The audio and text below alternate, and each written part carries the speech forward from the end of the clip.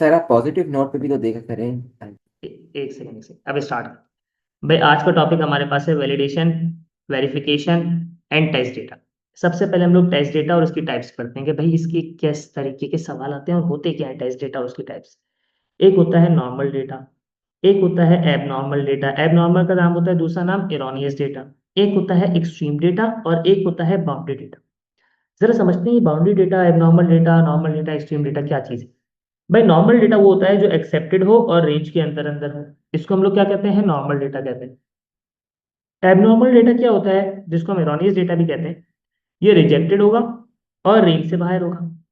Extreme data क्या होता है, ये स्मॉलेस्ट और लार्जेस्ट वैल्यू होगी रेंज के अंदर अंदर, मतलब रेंज के अंदर अंदर तो मतलब नॉर्मल डेटा होगा। बाउंड्री डेटा क्या होता है, ये स्मॉलेस्ट और लार्जेस्ट वैल्यू होगी। ये नॉर्मल भी हो सकती है, एबनॉर्मल भी हो सकती है, मतलब ये रेंज के अंदर भी हो सकती है और आउट ऑफ द रेंज भी हो सकती है। तो जरा देखते हैं भाई इसमें क्या, किस एक एग्जांपल इसकी कर लेते हैं ताकि आप लोग क्लियर हो जाए चीज़। भाई हमारे पास एक रेंज दी, लिखा हुआ है भाई एग्जाम्पल, इसकी रेंज क्या है हमारे पास, 1 से लेकर <20। तो अब मुझे बताओ भाई इसकी रेंज हमारे पास क्या है, 1 से लेकर 19, <20 दिया हुआ है तो मतलब 19 होगी इसकी रेंज। अब मुझे नॉर्मल डेटा यहाँ पर लिखना है। नॉर्मल डेटा में कौन सी चीजें आती हैं, जो हमारे पास एक्सेप्टेड डेटा हो, रेंज के अंदर अंदर हो। तो मैं यहाँ पर लिख सकता हूँ 1, 2, 3 और 19 तक। एबनॉर्मल डेटा कौन सा होता है, जो रेंज से बाहर हो, रिजेक्टेड डेटा हो। तो मैं यहाँ पर लिख सकता हूँ एबनॉर्मल डेटा में -50, 60, @C। ये सारे के सारे क्या है भाई, एबनॉर्मल डेटा है जो मेरी रेंज से बाहर। अब एक्सट्रीम डेटा में क्या होगा, मैंने कहा था स्मॉलेस्ट और लार्जेस्ट वैल्यू जो रेंज के अंदर अंदर हो। तो इसमें से मुझे बताओ स्मॉलेस्ट वैल्यू कौन सी होगी, 1। तो मैंने यहाँ पर लिख दिया भाई 1। लार्जेस्ट वैल्यू क्या होगी भाई, 19, इसकी लार्जेस्ट वैल्यू थी, रेंज के अंदर अंदर होनी चाहिए। तो हमने यहाँ पर लिखा 19। और बाउंड्री डेटा में क्या होगा, मैंने कहा था स्मॉलेस्ट और लार्जेस्ट वैल्यू ये नॉर्मल भी हो सकती है, एबनॉर्मल भी हो सकती है। तो इसमें इतना ज्यादा दिमाग लगाने की जरूरत नहीं है। जो क्वेश्चन में वैल्यू गिवन है एज इट इज लिख दो। क्वेश्चन में वैल्यू कौन कौन सी गिवन है, 1 और 20, हम लोग एज इट इज लिख देंगे 1 और 20। तो 1 क्या है हमारे पास, नॉर्मल है। 1 क्या है हमारे पास, नॉर्मल। और 20 क्या है हमारे पास, है। जल्दी से इसको कॉपी कर लो, इसके बाद आगे एक और सवाल आप लोग खुद से करना है, मैं नहीं कराऊँ। एक सवाल है। ओहो, एक सेकंड में मिटा दो, सॉल्व हुआ हुआ है क्वेश्चन। चलो भाई अब ये सवाल मैं करवा रहा हूँ। इसमें हमारे पास क्या है भाई, एक रेंज दी हुई है, greater than 0 से लेकर <100। तो हम लोग यहाँ पर लिखेंगे भाई 1, 2, 3, और कहाँ तक जाएगा ये नॉर्मल डेटा, 99। एब नॉर्मल में बोला भाई जो भी रेंज में ना हो उसको लिख दो, हमने यहाँ पर लिख दिया सेमीकॉलन ए, 199 -58, ये सारा का सारा एबनॉर्मल डेटा है। एक्सट्रीम डेटा में कहा था भाई स्मॉलेस्ट और लार्जेस्ट वैल्यू बट रेंज के अंदर अंदर होनी चाहिए। तो स्मॉलेस्ट वैल्यू मुझे ऐसा लग रहा है यहाँ पर 1 होगी और 99, ठीक है। बाउंड्री डेटा में क्या है, जो भी क्वेश्चन में वैल्यू गिवन हो ऐसे लिख दो। तो यहाँ पर क्या है, 0 और 100, तो दोनों की दोनों कौन सी है भाई, एबनॉर्मल। दोनों कौन सी है भाई, एबनॉर्मल। ठीक है, तो दोनों कौन सी है, एबनॉर्मल। यहाँ तक क्लियर है भाई सबको। चल अब जरा समझते हैं वेरिफिकेशन और वैलिडेशन। सही है, वैलिडेशन एंड वेरिफिकेशन में क्या क्या चीजें हमारे पास होती है, जरा इसको देख लेते हैं, वेरिफिकेशन एंड वैलिडेशन। सबसे पहले देखते हैं भाई हमारे पास वेरिफिकेशन क्या होता है। वेरिफिकेशन में क्या होता है, सेंडर से रिसीवर तक डेटा सही से ट्रांसमिट हुआ है कि नहीं हुआ। सही है, तो ये किसकी जिम्मेदारी होती है, हमारी वेरिफिकेशन की जिम्मेदारी होती है। ये किसकी जिम्मेदारी होती है, वेरिफिकेशन की जिम्मेदारी होती है। क्या लिखा हुआ है, checking that data has been properly transfer on. ठीक है। अच्छा, इसमें हमारे पास कुछ मेथड्स होते हैं। मेथड्स ऑफ वेरिफिकेशन कौन कौन से होते हैं हमारे पास, 4 मेथड्स होते हैं। कौन कौन से होते हैं हमारे पास, एक होता है डबल एंट्री, एक होता है हमारे पास डबल एंट्री। डबल एंट्री में क्या होता है, इसको पढ़ते हैं। एक होता है स्क्रीन और विजुअल चेक, एक होता है पैरिटी चेक और एक होता है चेक्स। डबल एंट्री में क्या होता है जरा देखते हैं हम लोग। फॉर एग्जाम्पल हम लोगों ने यहाँ पर वैल्यू एंटर की USM 123, मैंने फॉर एग्जांपल यहाँ पर वैल्यू एंटर की USM 123। तो अब जरा देखो, अगर इसने एज इट इज वैल्यू दी हुई होगी तो क्या होगा, करेक्ट और राइट। अक्सर आप लोगों ने देखा होगा 2 फैक्टर ऑथेंटिकेशन करवाता है अब आप लोगों से। कैसे? एक बार आपसे वो यूजर नेम और पासवर्ड इनपुट करवाता है, उसके बाद जैसे ही आप लोग लॉगिन सही से करते हो तो आपको एक कोड सेंड करता है, या तो आपकी ईमेल पे आ रहा होता है, या तो आपको व्हाट्सएप पे आ रहा होता है, या तो आपके मैसेज पे आ रहा होता है, टेक्स्ट मैसेज पे आ रहा होता है। वो आपसे 2 बार एंट्री करवाते हैं, और दोनों की दोनों एंट्री क्या होनी चाहिए? सही होनी चाहिए। उनमें से कोई एक भी आपकी एंट्री सही नहीं होती तो मतलब है आपको एज्यूम करता है कि ये कोई और पर्सन आ रहा है, ये वो पर्सन नहीं है जिसकी ये डिवाइस है, ठीक है। अच्छा, अगर आपने कोई चीज गलत इनपुट कर दी तो वो आपको क्या करेगा? उस पे ऑथेंटिकेट नहीं करेगा, उस पे आपको उसका आपको एक्सेस नहीं देगा उस चीज का, ठीक है।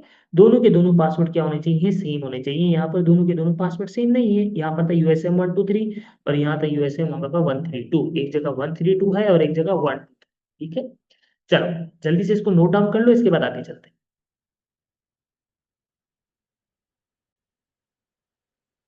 अच्छा भाई, अब हम लोग देखते हैं भाई, हमारे पास 3 और मेथड्स हैं, उनको जरा चेक कर लेते हैं। एक है हमारे पास स्क्रीन और विजुअल चेक। स्क्रीन और विजुअल चेक में क्या होता है भाई? फॉर एग्जांपल मेरे पास एक हार्ड कॉपी डॉक्यूमेंट है, मुझे उसको वर्ड की फाइल में कन्वर्ट करना है, तो मैं उस हार्ड कॉपी डॉक्यूमेंट से देख देख के एक वर्ड देखूंगा, फिर उसको उसमें राइट करूंगा। अगर वो खराब हो जाता है, वो हमने कहीं मिसटाइप कर दिया या कोई ना कोई स्पेलिंग में मिस्टेक कर दिया, तो उसको क्या करूंगा? रिमूव करके वापस से सही करूंगा। तो जो अपनी आंखों से कंपेयर कर करके उसको हम लोग क्या बोलते हैं, आंखों से कंपेयर कर करके उसको हम लोग क्या कर रहे होते हैं, वहां पर नोट डाउन कर रहे होते हैं, या किसी और जगह पर हम लोग प्लेस कर रहे होते हैं, उसको हम लोग क्या कहते हैं? स्क्रीन और विजुअल चेक कहते हैं। क्या है इसका मतलब? अगर हमने एक जगह से आंखों से कंपेयर किया और इसको यहाँ पर इस डॉक्यूमेंट में प्लेस किया, तो इसको हम लोग क्या कहते हैं? स्क्रीन और विजुअल चेक कहते हैं। अगर वो सही ही राइट किया है मैंने तो ओके, अगर मैंने स्पेलिंग मिस्टेक या कोई और एरर कर दिया है तो उसको हम लोग क्या करेंगे? री एंटर करेंगे, ठीक है। पैरिटी चेक हम लोगों ने चैप्टर नंबर 2 के अंदर भी पढ़ा हुआ था, इसको वापस से पढ़ लेते हैं। पैरिटी चेक के अंदर 2-3 चीजें याद होनी चाहिए, बस यहाँ पर बहुत छोटा सा ही आता है कि हमारे पास नंबर ऑफ मंथ्स को काउंट करते हैं। 2 टाइप की पैरिटी होती है, एक ऑड पैरिटी होती है, एक इवन पैरिटी होती है। अच्छा, हम लोग जब भी डेटा सेंड करते हैं तो बाइट्स में डेटा सेंड होता है, पहली बिट को हम लोग पैरिटी बिट कहते हैं, ठीक है। तो अब यहाँ पर सपोज कर लेते हैं भाई, हमारे पास ऑड पैरिटी है। हमने यहाँ पर जब डेटा सेंड किया तो यहाँ पर फॉर एग्जांपल हमारे पास यहाँ पर नंबर ऑफ वंस कितने हैं? हमारे पास 1 2 3 4। तो हमारे पास जब ऑड पैरिटी होगा तो नंबर ऑफ वंस क्या होने चाहिए भाई? हमारे पास ऑड होने चाहिए। 4 तो ऑड नहीं होता, तो हमें यहाँ पर क्या करना होगा? पैरिटी बिट में 1 ऐड करना होगा, ताकि ये क्या बन जाए? हमारे पास ऑड नंबर ऑफ मंथ्स बन जाए। कैसे? अब बन गए 1 2 3 4 5। इसी तरह अगर हमने यहाँ पर डेटा सेंड किया 1 2 3 4 5, तो यहाँ पर नंबर ऑफ मंथ्स कितने हैं भाई? 5 है, मतलब डेटा सही सही पहुंचा है, तो पैरिटी बिट में हम लोग क्या ऐड करेंगे? 0। यहाँ पर देखो भाई, इवन पैरिटी है, नंबर ऑफ मंथ्स देखो कितने हैं? इवन होने चाहिए। 1 2 3, 3 तो इवन नहीं होता, मुझे इसको इवन बनाना है, तो पैरिटी बिट में मैं क्या ऐड करूंगा? 1। यहाँ पर देखो नंबर ऑफ वंस कितने हैं? 1 2 3 4।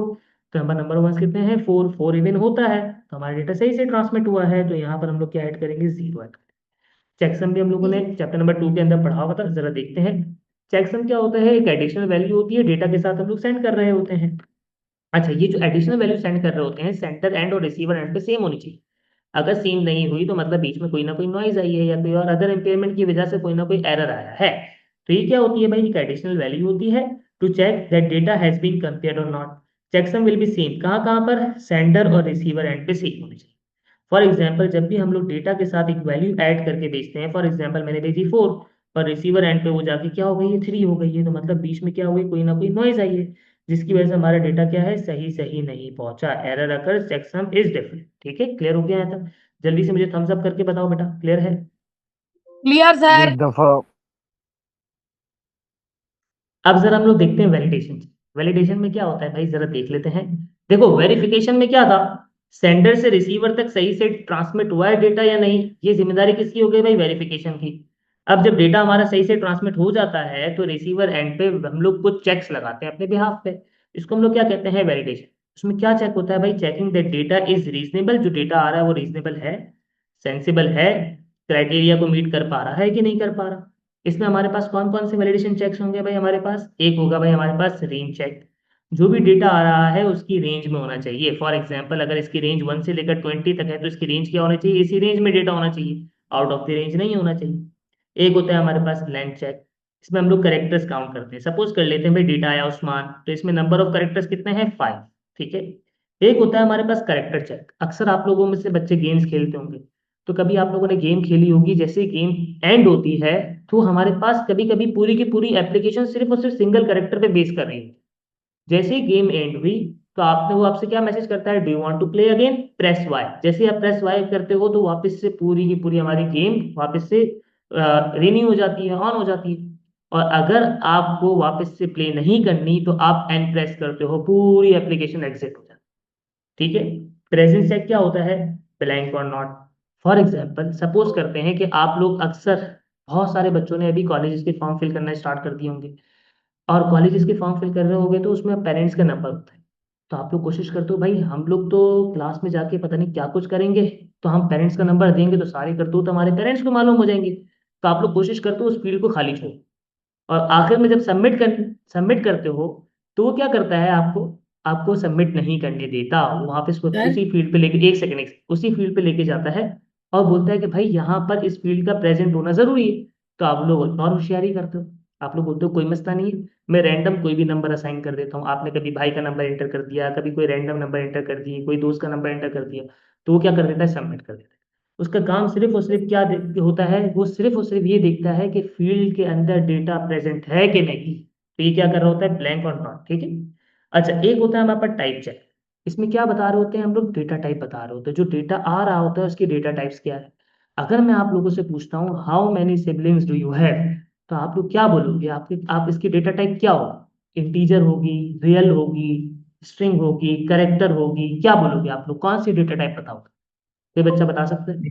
Numbers in teacher. Integer. Teachers. Integers मतलब ये होल नंबर्स में होंगे। सबके भाई बहन किसकी फॉर्म में होते हैं, होल नंबर्स की फॉर्म में होते हैं, 1 2 3 4 5। ऐसा तो नहीं हो सकता ना कि हमारे डेसिमल नंबर्स में हो 1.3 3.3 4 4.3। सही है, इस तरह के हमारे पास भाई बहन नहीं होते। तो हम लोग क्या सर कहेंगे भाई, होते तो इंटीजर्स। हैं। वन, आपके भाई बहन किस फॉर्म में होते हैं, 1.3, नहीं थ्री सर, पॉइंट अगर टू किसी का भाई या बहन छोटी रहेगी तो 0.5 हो अच्छा गया ना वो तो। अच्छा अच्छा, सही सर सही अगर सही मोटा सही। बंदा हो तो वो 2 के लाया जाता है। बस सही सही सही। तो आप लोग हमेशा किसमें होते हैं, होल नंबर्स में। सर ठीक है। रोबोट्स की सर साइज चेंज हो जाती है सर खाना। अच्छा, तो इसमें क्या होता है भाई, हमारे पास डेटा टाइप क्या होगी, फॉर एग्जांपल हम लोग की इंटीजर्स, 1 2 3 4 5। ठीक है। एक होता है हमारे पास फॉर्मेट चेक। फॉर्मेट चेक में क्या होता है भाई, कोई भी फॉर्मेट गिवन होगा उस फॉर्मेट के अकॉर्डिंग डेटा आना चाहिए। फॉर एग्जांपल हमारे पास डेट का फॉर्मेट गिवन है तो इस डेट के फॉर्मेट में ही डेटा आना चाहिए, डीडी में हमारे पास डे आना चाहिए, एम में हमारे पास मंथ आना चाहिए, वाई में हमारे पास ईयर आना चाहिए। ठीक है। मेल फीमेल का अगर फॉर्मेट गिवन है तो पहले मेल की जगह मेल आना चाहिए, एम अगर गिवन है तो एम आना चाहिए, एफ गिवन है तो एफ आना चाहिए। ठीक है। चेक डिजिट क्या होता है, ये हमने चैप्टर नंबर 2 के अंदर पढ़ा हुआ है। Check the last digit of a, हम लोग क्या कर रहे होते हैं, लास्ट डिजिट को चेक कर रहे होते हैं, वो वैलिड है कि इनवैलिड। किस तरीके से चेक करते हैं, जो दूसरा डेटा होता है उसके थ्रू हम लोग वेरीफाई कर रहे हैं। तो जल्दी से मुझे थम्स अप करके बता दो बेटा, क्लियर है कि नहीं है यहाँ तक।